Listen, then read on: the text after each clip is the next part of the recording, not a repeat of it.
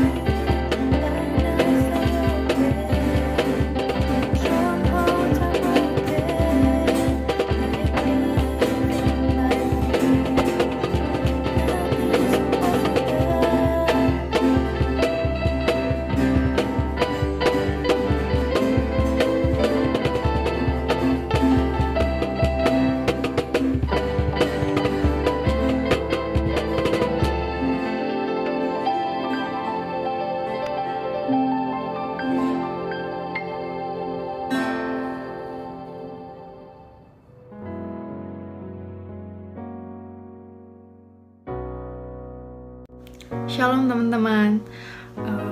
Renungan persekutuan doa kita hari ini diambil dari Roma 8 ayat 18, kemudian dilanjutkan lagi ke ayat 22 sampai ayat 30. Aku bacain ya teman-teman. Roma 8 ayat 18. Sebab aku yakin bahwa penderitaan zaman sekarang ini tidak dapat dibandingkan dengan kemuliaan yang akan dinyatakan kepada kita. Kemudian ayat 22, sebab kita tahu bahwa sampai sekarang Segala makhluk sama-sama mengeluh dan sama-sama sakit bersalin. Dan bukan hanya mereka saja, tetapi kita yang telah menerima karunia sulung roh, kita juga mengeluh dalam hati kita sambil menantikan pengangkatan sebagai anak, yaitu pembebasan tubuh kita. Sebab kita diselamatkan dalam pengharapan, tetapi pengharapan yang dilihat bukan pengharapan lagi. Sebab bagaimana orang masih mengharapkan apa yang dilihat, tetapi jika kita mengharapkan apa yang tidak kita lihat, kita menantikannya dengan tekun. Demikian juga Roh membantu kita dalam kelemahan kita, sebab kita tidak tahu bagaimana sebenarnya harus berdoa. Tetapi Roh sendiri berdoa untuk kita kepada Allah dengan keluhan-keluhan yang tidak terucapkan. Dan Allah menyelidiki hati nurani, mengetahui maksud Roh itu, yaitu bahwa Ia, sesuai dengan kehendak Allah, berdoa untuk orang-orang kudus. Kita tahu sekarang bahwa Allah turut bekerja dalam segala sesuatu untuk mendatangkan kebaikan bagi mereka yang mengasihi Dia, yaitu bagi mereka yang terpanggil sesuai dengan rencana Allah. Sebab semua orang yang dipilihnya dari semula, mereka juga ditentukannya dari semula untuk menjadi serupa dan gambaran anaknya, supaya Ia, anaknya itu, menjadi yang sulung di antara banyak saudara. Dan mereka yang ditentukannya dari semula, mereka itu juga yang dipanggilnya. Dan mereka yang dipanggilnya, mereka itu juga dibenarkannya. Dan mereka yang dibenarkannya, mereka itu juga dimuliakannya. Sebagai manusia tuh kebanyakan dari kita lahir dalam ekspektasi yang dibuat sama orang tua kita atau orang-orang yang tinggal di lingkungan kita. Kenapa aku bisa bilang gini? Karena aku yakin teman-teman dan aku dari kecil itu udah sering banget gitu ditanyain sama orang-orang, nanti kalau udah besar mau jadi apa, cita-citanya apa, ya kan? Nah, karena kita tumbuh dalam ekspektasi ini, sehingga nantinya kita pun belajar berekspektasi. Ekspektasi ke diri kita sendiri atau ke orang lain yang ada di sekitar kita. Jadi, ekspektasi itu sebenarnya artinya apa sih? Menurut Kamus Besar Bahasa Indonesia, ekspektasi itu diartikan sebagai pengharapan atau harapan. Buruk nggak sih buat kehidupan kita? Tentu ini bukan hal yang buruk gitu atau hal yang jahat buat hidup kita. Juga bukan hal yang salah jika kita mengharapkan sesuatu yang baik terjadi pada hidup kita sendiri atau hidup orang lain. Sebagai makhluk yang berekspektasi, tentunya kita juga pasti pernah membuat rencana-rencana gitu untuk mencapai ekspektasi kita sedemikian rupa. Contohnya, dulu saat aku mau masuk SMA, aku berharap banget bisa masuk SMA A gitu kan. Pastinya aku belajar yang rajin, ikut les, ikut bimbingan, terus ikut pendaftaran, dan pokoknya aku ngelakuin segala tahapan-tahapan prosedur dari awal sampai akhir. Namun, aku yakin teman-teman juga pasti tahu kalau hidup kita sering kali tidak sesuai dengan apa yang kita harapkan atau rencanakan. Ada kalanya ketika kita sudah berusaha, kita sudah berupaya, kita malah mendapatkan kenyataan yang gak sesuai sama rencana kita. Ya pastinya kita gagal gitu, kita gagal mendapatkan hasil yang udah kita idam-idamkan teman-teman. Ketika hal itu terjadi, pastinya teman-teman dan aku pasti merasa sedih, marah, kesal gitu, terpukul gitu. Apalagi saat hal itu adalah hal yang udah kita nanti-nantikan sejak lama. Kita udah perjuangkan, pokoknya kita udah berupaya semaksimal kita, tapi kenapa belum bisa terwujud gitu yang kita harapkan. Kita pikir pilihan kita ini adalah hal yang terbaik bagi hidup kita. Tapi kenapa Tuhan nggak memberikannya? Padahal ini hal yang baik loh. Kenapa Tuhan nggak ngasih gitu loh? Dari sini hal pertama yang harus kita renungkan adalah terkadang hati kita itu bisa menipu diri kita sendiri, teman-teman. Aku pernah membaca dari salah satu ayat, yaitu Yeremia 17 ayat 9. Demikian bunyinya, betapa liciknya hati, lebih licik daripada segala sesuatu. hatinya sudah membatu. Siapakah yang dapat mengetahuinya? Waduh, dari ayat ini dibilang kalau sebagaimana seluruh manusia di dunia, kita tuh pernah jatuh dalam dosa. Kita tuh bukan pernah lagi, kita tuh sudah jatuh dalam dosa. Dan dosa inilah yang mencemari pikiran, hati, ekspektasi, dan juga ambisi kita. Karena itulah terkadang hati kita tuh dapat menipu diri kita sendiri gitu. Dosa ini yang membuat kita kerap kali berpikir bahwa rencana yang udah kita buat, rencana yang kita harapkan adalah rencana yang terbaik. Dan Tuhan sebaiknya mengikuti rencana yang kita buat gitu. Padahal seringkali hal yang kita inginkan bukanlah sesuatu hal yang benar-benar terbaik bagi kita. Ya mungkin ini udah dibahas gitu loh di PD sebelum-sebelumnya. Inilah yang seharusnya menjadi kesadaran awal kita ketika kita tuh nggak mencapai hal yang kita harapkan gitu, teman-teman. Hati dan pikiran manusia itu terbatas, dan kita hanya dapat melihat hal-hal yang di depan kita gitu. Aku sering banget bilang kalau aku nggak bisa gitu melihat hati orang. Malah kadang hati aku sendiri, aku tuh nggak bisa menilai. Gimana aku bisa menilai hati orang? Tapi teman-teman, Allah pencipta kita itu bisa loh melihat segala sesuatu yang jelas dari atas gitu. Mungkin pekerjaannya dalam hidup kita ini sulit gitu buat kita pahami. Tapi perlu kita ingat kalau Tuhan kita memiliki rancangan yang besar bagi kita. Aku juga pernah baca dari Yesaya 55 ayat 8-9, aku bacain ya. Sebab rancanganku bukanlah rancanganmu, dan jalanmu bukanlah jalanku. Demikianlah firman Tuhan, seperti tingginya langit dari bumi, demikianlah tingginya jalanku dari jalanmu, dan rancanganku dari rancanganmu. Dari sini, kita tuh diminta untuk mempercayai janji Tuhan. Emang sih, Tuhan nggak membuat gitu segala sesuatu di hidup kita ini menjadi lebih mudah gitu. Ya keadaan nggak bakal berubah saat kita nggak masuk kampus impian atau sekolah impian. Ya kita nggak bisa tiba-tiba masuk gitu saat kita mendadak percaya gitu. Tapi teman-teman, kita tuh bisa loh percaya sama Tuhan. Kenapa? Karena Tuhan itu penulis yang agung. Dia tuh menuliskan detail-detail terkecil dalam hidup kita, dan itu untuk akhir yang indah. Kita mungkin sekarang nggak memahami gitu, kenapa hal ini terjadi, kenapa itu begini, kenapa ini begitu. Tapi kita tuh bisa loh percaya kalau Tuhan itu memiliki tujuan yang mulia, teman-teman, terhadap kekecewaan yang sekarang kita alami gitu.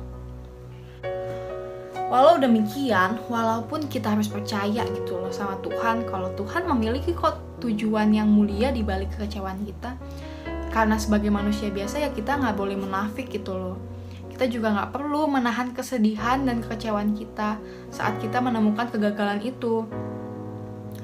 Aku pernah baca sebuah artikel yang ditulis oleh Mary Lynn Johnson, menuliskan bahwa bukan hal yang salah untuk kecewa ketika hidup tidak berjalan sesuai dengan harapan kita. Jika kita tidak memberikan diri kita izin untuk berduka, maka secara tidak langsung kita percaya kalau Tuhan lebih menginginkan kita sesegera mungkin merasa lebih baik daripada kita terlalu lama gitu di dalam rasa kecewa kita. Sehingga nantinya Tuhan bisa menarik kita dan mentransformasi dalam hati kita. Kekecewaan, sedih, marah itu reaksi yang manusiawi, teman-teman. Tapi akan lebih baik saat kita sudah menerima perasaan gitu, kita jujur gitu sama Tuhan kita jujur di hadapan Tuhan. Kenapa? Karena menerima kesedihan, kemarahan, ketakutan, dan segala emosi yang kita dapatkan setelah kita gagal, itu juga bisa membantu untuk menjaga emosi kita tetap sehat. Nah, di artikel yang sebelumnya aku sempat bacain, di situ juga dituliskan langkah-langkah yang dapat kita ambil saat kita menghadapi kesedihan, kemarahan, dan ketakutan itu. Pertama-tama, kita harus menantang atau konfront pada diri kita sendiri. Gimana tuh caranya? Dengan kita menerima, kita meresapi, kita mengakui apa yang kita rasakan itu udah cukup. Kemudian saat kita sudah mengakui emosi kita seperti apa, ambillah sebentar waktu untuk merenung dan membedah perasaan atau emosi yang kita rasakan saat itu. Tanyain gitu sama diri sendiri, sama hati kita, sebenarnya kita tuh sedih kenapa? Apa yang menjadi alasan kita sesedih ini gitu. Terus setelah kita mendalami dan menemukan akar dari emosi yang ada saat itu atau akar dari kesedihan atau kemarahan kita, jujurlah pada diri kita sendiri di hadapan Tuhan. Masa kita bisa jujur gitu sama teman atau sahabat atau sosial media mungkin? Kenapa sama Tuhan sendiri kita nggak bisa gitu jujur? Aku pernah membaca salah satu artikel yang ditulis oleh Paul Miller. Dia bilang di situ kalau ketika kita bergumul, ketika kita struggling pada suatu masalah, Tuhan itu maunya kita itu menempatkan diri kita di hadapannya. Tuhan nggak mau kita pura-pura baik-baik saja di depan Dia. Tuhan mengundang kita untuk membawa segala kesedihan, kebingungan kita kepada Bapa. Nah, seperti yang ditulis oleh Paul Miller ini, satu-satunya jalan untuk datang ke Tuhan adalah dengan melepaskan segala topeng kita, teman-teman.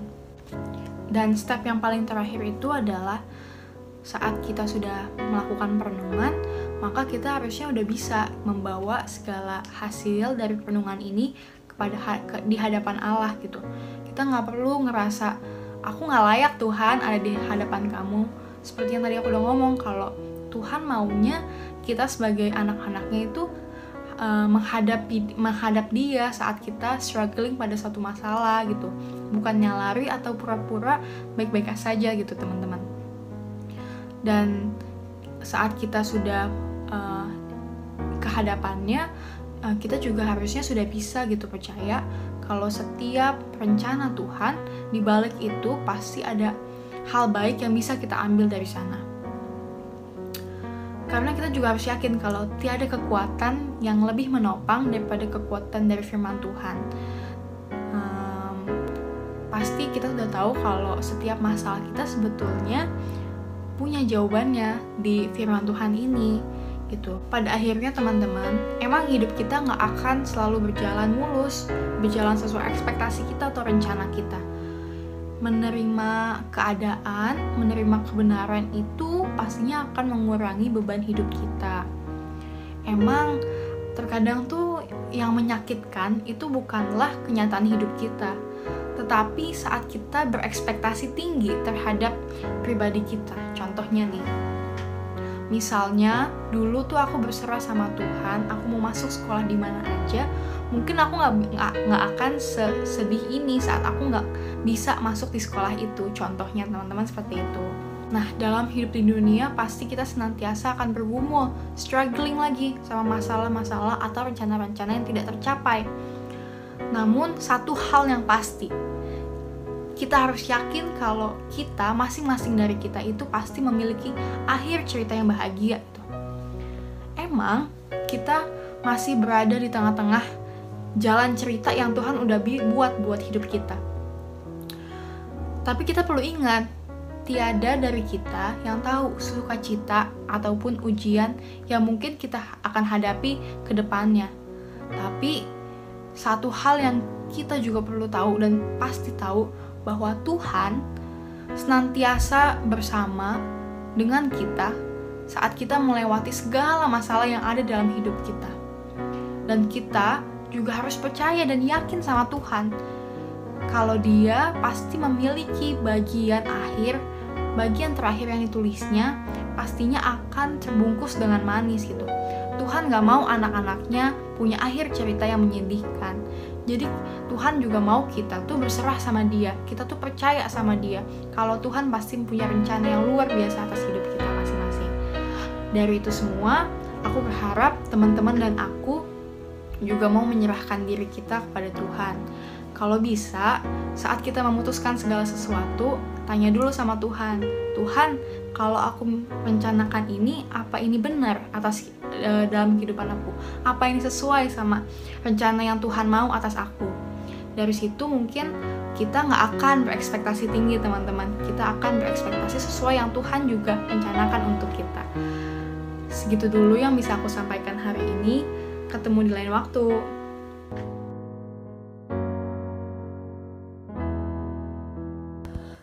Halo teman-teman, kali ini aku mau sharing tentang tema kita hari ini, yaitu realita yang gak sesuai ekspektasi, atau kalian bisa sebut juga kenyataan yang gak sesuai harapan. Pasti kalian pernah dong ngerasain hal ini. Memang terkadang tuh hal ini tuh terjadi secara sepele, gak kita sadarin, atau kayak kita gak peduli gitu lah. Nah, tapi ada juga hal besar yang disebabkan sama hal ini. Nah, kalau udah kayak gitu tuh, biasanya tuh kalian bakal sedih, atau nggak marah, atau nggak bawaannya negatif, kesel gitu, atau gimana lah. Sampai kalian bisa sampai mikirin macam-macam. Pokoknya gitulah yang bakal nge-ruin mood kalian. Padahal sebenarnya kalau kalian ingat-ingat lagi sekarang kejadian-kejadian kayak gitu, mungkin kalian bakal dapetin pesan-pesan tersirat yang udah disusun oleh Tuhan buat kalian. Aku ambil contoh bangsa Israel yang keluar dari perbudakan Mesir. Pas tahu kalau Musa bakal ngeluarin mereka dari Mesir, bangsa Israel tuh udah senang, mereka udah optimis, mereka langsung kayak, wah enak nih kita nggak usah diburu budak, kita udah bisa hidup sesuai kemauan kita. Nah, padahal banyak tantangan yang dilewati mereka waktu mau kembali ke tanah kelahiran mereka. Sebut saja pasukan Firaun yang tiba-tiba mengejar mereka kembali dan tidak ingin melepaskan mereka. Lalu mereka harus melewati gurun yang dahsyat panasnya dengan persediaan air yang pas-pasan dan secukupnya saja. Nah, di titik ini mereka mengeluh kepada Tuhan. Mereka jadi meragukan Tuhan. Mereka jadi mikir kalau, apa benar Tuhan mau menyelamatin kita? Tapi kok malah kayak gini? Tapi kok kita malah harus melewati kesesaran kayak gini? Mereka tuh jadi mikir macam-macam, jadi meragukan apakah Tuhan benar-benar penyelamat atau jangan-jangan Tuhan malah jahat lah gitu sama kita gitu. Bahkan mereka tuh sampai bilang bahwa kehidupan mereka sewaktu diperbudak di Mesir itu lebih baik, lebih pantas dibandingin kehidupan mereka yang harus melewati gurun yang panas keluar dari bangsa Mesir. Nah, puncak peristiwanya ini terdapat pas Tuhan lagi ngutus Musa kan, yang cerita Musa kelarin itu kan Tuhan pernah ngutus Musa pengen ketemu sama Musa yang di puncak gunung Sinai. Nah, bangsa Israel yang ditinggalin Musa yang di bawah gunung ini malah justru berpesta pora. Mereka bahkan menyembah patung berhala dan melakukan serangkai kegiatan yang tidak berkenan di mata Allah. Nah, dari cerita ini kita tahu pastinya realita terkadang berbeda dengan ekspektasi yang telah kita pikirkan.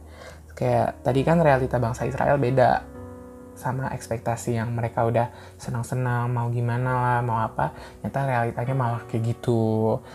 Tapi ya ini semua memang rencana Tuhan gitu loh. Nah, Musa dan bangsa Israel saja yang selalu percaya kepada Tuhan dan terus memuji Tuhan mengalami kejadian tersebut. Apalagi kita yang merupakan manusia biasa, kita yang hidup di zaman sekarang, penuh dosa, sudah modern, yang bikin kita jadi kayak, banyak godaannya gitu, kayak enakan inilah daripada memuji Tuhan, enakan ini, enakan itu. Jadi kita kayak mendistract diri sendiri dengan kegiatan lain sehingga kita jadi terkadang melupakan keberadaan Tuhan. Nah, di sini aku mau kalian untuk berpikir dan merenung sejenak. Apa perlu kita bersedih kalau realitanya nggak sesuai ekspektasi? Apa perlu kita marah, kecewa? Nah, tentu jawabannya itu berasal dari diri kalian sendiri. Perihal mana yang baik dan buruk untuk kalian, itu pasti kalian juga yang tahu yang mana yang baik, yang mana yang buruk. Nah, kalau kalian merasa marah atau kalian merasa sedih gitu loh, bakal bikin pikiran kalian lebih santai, lebih lega, lebih enak, ya lakuin aja, nggak apa-apa. Semua itu terserah pada kalian, karena itu ya kalian tahu gitu, itu yang baik buat kalian, itu yang bakal jadi yang bikin kalian lega, bikin kalian jadi seneng lagi, ngehancurin semua mood negatif kalian, itu kalian yang tahu. Kalau kalian merasa itu emang yang paling benar, ya kalian ngelakuin itu ya nggak apa-apa. Tapi ingat, jangan terlalu berlarut-larut dalam kesedihan maupun kemarahan. terlalu berlebihan kan juga nggak baik ya. Nah, kalau kalian terlalu sedih, terlalu marah, berlarut-larut sampai berhari-hari gitu loh, sampai mikirin terus ya jangan. Karena nanti itu bakal berdampak buruk juga ke dalam diri kalian. Aku mau kasih contoh lagi nih, kalau yang tadi kan contoh Alkitab. Nah, ini aku mau kasih contoh ke yang sekarang aja, yang lebih fokus ke realita. Nah, kalian pasti pernah merasa sedih atau marah, kecewa, bingung itu saat masa pandemi. Sebelum PJJ, kalian pasti udah mikir dulu nih, udah pada senang, wah liburan, wah gini-gini, wah gitu-gitu. Terus juga waktu ajaran baru kalian pasti udah punya ekspektasi, wah pengen tahu nih kehidupan baru kita, udah selesai PJJ kan waktu awal-awal masuk SMA udah dibilang kan, wah boleh masuk PJJ cuma sampai segini. Terus ada bilang, wah ada teman baru, wah ada guru baru, asik deh pokoknya. Tahu-taunya kita malah di rumah. Kalau di rumah juga pelajaran susah masuk, gak bisa keluar bebas, banyak aturan, terus gak bisa ketemuan sama teman-teman, harus repot jaga kesehatan secara hati-hati, terus banyak lah pokoknya kalau di rumah tuh kayak kalian merasa terbebani, kalian merasa sedih, gak enak gitu, banyak lah. Nah, di saat kayak gini, kalian harus ingat bahwa di setiap situasi buruk dan susah, pasti ada sisi positifnya. Sebut saja itu kita dapat meningkatkan keratan hubungan dengan keluarga. Kan kita di rumah terus, orang tua di rumah terus, saudara kita juga di rumah terus, lagi nggak boleh gitu loh keluar rumah. Kalian jadi lebih dekat gitu, lebih nyatu dengan keluarga kalian. Nah, selain itu kalian juga lebih sadar kalau misalnya apa yang kalian anggap remeh ternyata crucial gitu, ternyata penting dalam hidup kalian. Contohnya itu, dulu beberapa dari kalian pasti pernah mikir kalau nggak gereja sekali-sekali nggak apa-apa lah, santuy lah, biasa lah, minggu depan juga bisa, gereja doang, gereja ini. Ternyata coba lihat apa yang terjadi sekarang, malah kita nggak bisa ke gereja secara langsung, harus secara online, jadi nggak kurang dapat feel-nya gitu, memuji Tuhannya jadi kayak kurang optimal. Atau waktu awal-awal PJJ kalian senang karena kayak yeay di rumah, siapa yang gak seneng sih kalau di rumah, gak usah ke sekolah, cuma asik belajar sambil rebahan gitu. Ternyata sekarang kita malah sedih gitu loh, kita jadi gak enak nih, bosan di rumah mulu, pengen sekolah. Nah sekarang aku mau tanya kalian, siapa yang harus disalahkan? Di situasi kayak gini tuh siapa yang harus disalahkan? Tuhan kah? Atau kita yang salah? Kita yang banyak mau ini yang salah? Nah, aku pengen kalian mikirin itu. Aku pengen kalian jadi merenung gitu loh. Yang disalahkan tuh siapa? Apa salah Tuhan yang ciptain pandemi ini? Atau salah kita yang banyak mau? Aku pengen kalian mikir itu. Nah, terus aku juga mau bilang nih, Tuhan mempersiapkan ini semua pasti karena ada alasan tersirat. Apa alasan tersiratnya, Kak? Apa alasan tersiratnya sih kok jadi selama ini gitu? Nah, alasan tersiratnya coba kalian cari tahu sendiri. Aku yakin kalau tiap orang pasti punya masa sulitnya masing-masing. Entah itu sekarang ataupun nanti, kalian harus bisa siap. Seperti yang Tuhan bilang, kalau semua itu ada waktunya. Ada waktunya buat sedih, ada waktunya buat senang, ada waktunya buat kalian merasa kecewa atau kalian merasa kurang bahagia gitu loh, itu pasti ada waktunya. Saat kalian susah atau saat kalian dalam masalah, kalian lari gak ke Tuhan? Itu yang aku pengen tanya. Atau kalian malah nyalahin Tuhan? Kalau kalian cuma nyalahin Tuhan, gimana kalian bisa tahu, kalian bisa ngerti maksud Tuhan? Gak bisa kan? Kalau kalian nyalahin Tuhan, kita tuh jadi gak tahu apa maksud tersirat Tuhan nyiptain keadaan-keadaan susah seperti sekarang ini. Nah, kesimpulannya, dari semua yang aku kasih tahu kalian harus lebih bijak, kalian harus lebih tahu, kalian harus berpikir dan lebih kuat imannya kepada Tuhan. Kalian harus tahu, tentunya ya, kalian harus tahu bahwa Tuhan tuh selalu ada dan menyertai kalian di setiap situasi yang sedang kalian alami. Mau kalian susah, mau kalian senang, itu tuh Tuhan selalu menyertai kalian. Jadi jangan pernah lupa untuk berdoa, untuk berterima kasih, dan lain-lainnya lah ya.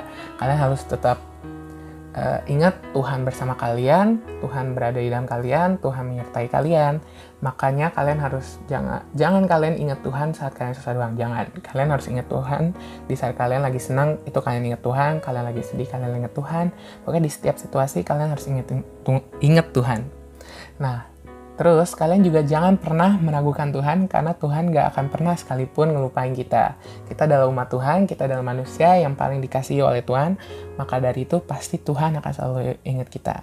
Makanya ayo kita lebih sering komunikasi dengan Tuhan. Nah, gimana Kak komunikasi dengan Tuhan? Gimana maksudnya? Nah, komunikasi dengan Tuhan itu maksudnya tuh lebih sering ibadah lah, baca Alkitab. Dengan itu tuh kita bisa dapat lebih dekat dengan Tuhan, kita bakal mengerti Tuhan lebih banyak, dan Tuhan juga bakal merasa kalau kita tuh lebih dekat dengan Dia. Makanya hidup kita akan lebih mudah dan lebih baik dengan penyertaan Tuhan. Tuhan Yesus berkati.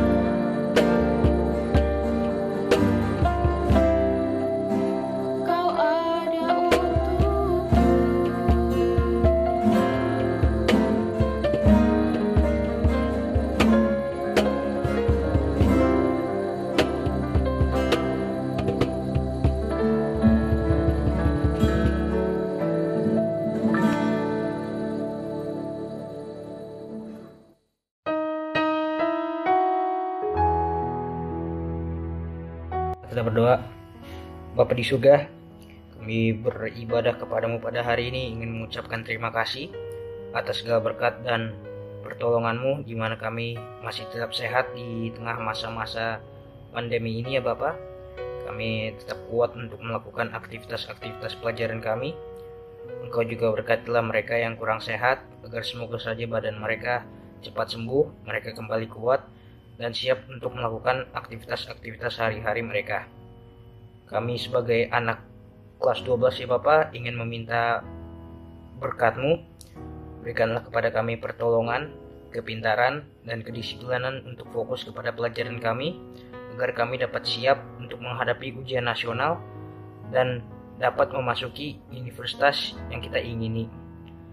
Terima kasih atas segala berkat-Mu ya Bapa. Lindungilah dan jagalah kami. Di dalam nama Tuhan Yesus Kristus kami doa dan ucap syukur. Amin.